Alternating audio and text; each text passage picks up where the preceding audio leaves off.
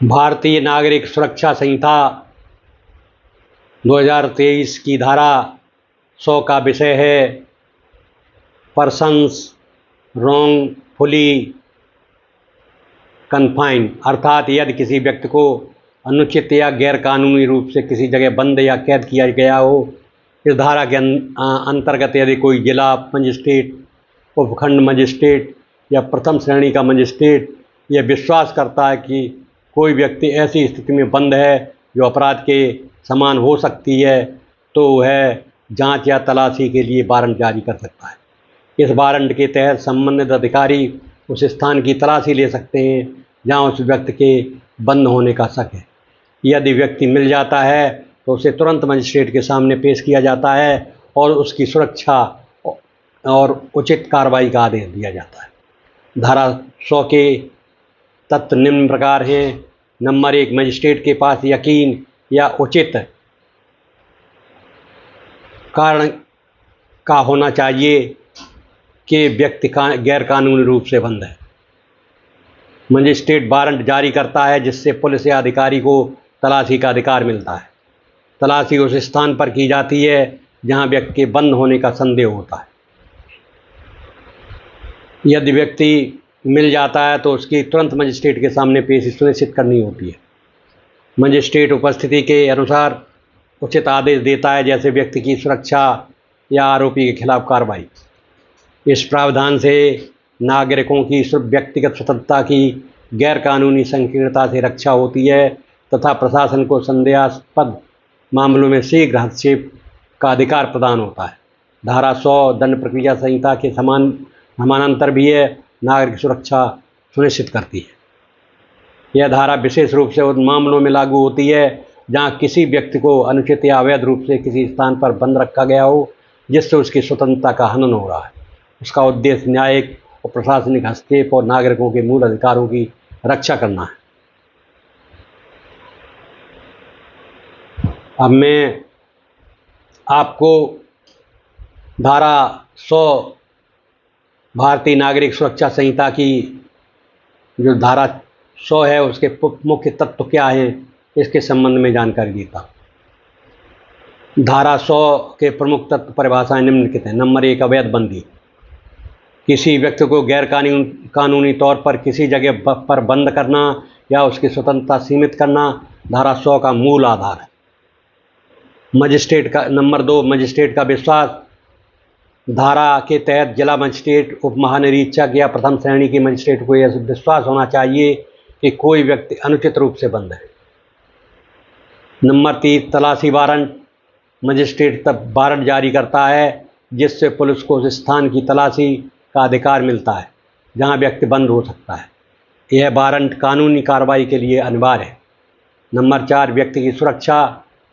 यदि व्यक्ति मिल जाता है तो उसे तुरंत मजिस्ट्रेट के सामने पेश किया जाता है ताकि उसकी सुरक्षा और सही न्याय सुनिश्चित हो सके। नंबर 5, अधिकारों की रक्षा।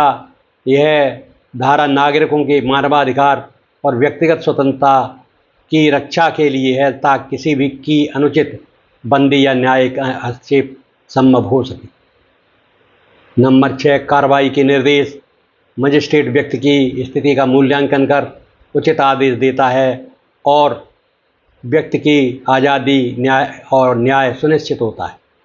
धारा 100 की परिभाषा में यह शामिल है कि यह प्रावधान विवेकपूर्ण और न्यायसंगत तरीके से गैरकानूनी बंदी की जांच और सुधार के लिए मजिस्ट्रेट को अधिकार देता है। इसके तहत गैरकानूनी बंदी के संदिग्ध स्थानों की तलाशी या व्यक्ति को मुक्त करना और उचित कानूनी प्रक्रिया सुनिश्चित करना होता है।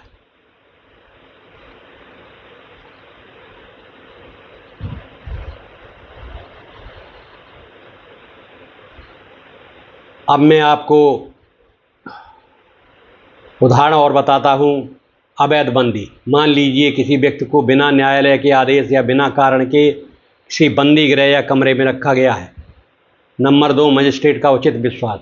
मजिस्ट्रेट को यह विश्वास होना कि उस व्यक्ति की स्वतंत्रता सीमित की जा रही है। नंबर 3, तलाशी वारंट का जारी होना।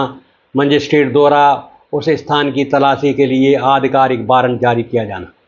नंबर 4, व्यक्ति के तुरंत मजिस्ट्रेट के सामने पेशी। यदि व्यक्ति मिल जाता है तो उसकी सुरक्षा सुनिश्चित करने के लिए मजिस्ट्रेट के सामने पेश किया जाना। महत्वपूर्ण निर्णय जो इस संदर्भ में प्रासंगिक हैं, मेनका गांधी बनाम भारत संघ 1978। इस केस में जीवन और व्यक्तिगत स्वतंत्रता की व्यापक व्याख्या की गई। यह निर्णय व्यक्तिगत स्वतंत्रता की रक्षा के संदर्भ में महत्वपूर्ण है। केशवानंद भारती बनाम केरल राज्य 1973। संविधान की मूल संरचना सिद्धांत स्थापित किया गया जो मौलिक अधिकारों की सुरक्षा को सुनिश्चित करती है। एस.वी. गुप्ता बनाम भारत संघ 1981। न्यायपालिका में स्वतंत्रता और न्यायिक पुनरावलोकन के महत्व को स्थापित किया। ये निर्णय नागरिकों की स्वतंत्रता की रक्षा और प्रशासनिक कार्रवाई की वैधता पर केंद्रित है, जो धारा 100 के तत्वों के न्यायिक समर्थन में स्पष्ट करते हैं। इन निर्णयों में पता चलता है कि न्यायपालिका कैसे व्यक्तिगत स्वतंत्रता के उल्लंघन को रोकती है और प्रशासन के दुरुपयोग को नियंत्रित करती है।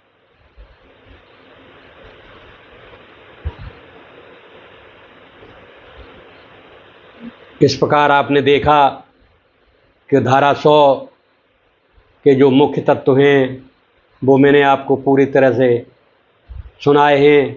आशा है आपकी समझ में आ गई होंगे।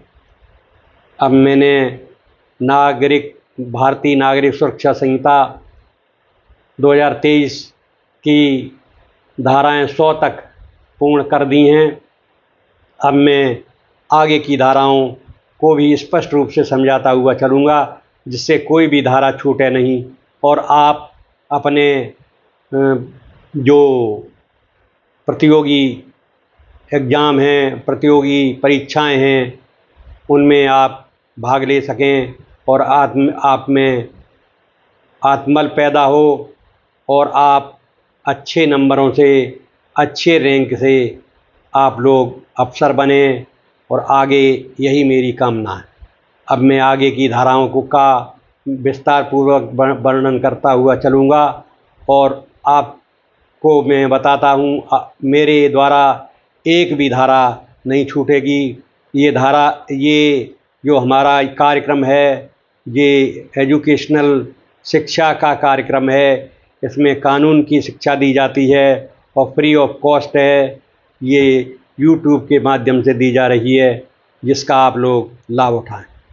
मेरा इसमें कोई लेश मात्र भी स्वार्थ नहीं है। मैं केवल चाहता हूँ कि जो विद्यार्थी होशियार हैं, बौद्धिक स्तर जिनका अच्छा है, गरीब हैं, वो आगे बढ़ें और भारत की उन्नति में वो आगे महत्वपूर्ण भाग लें। धन्यवाद।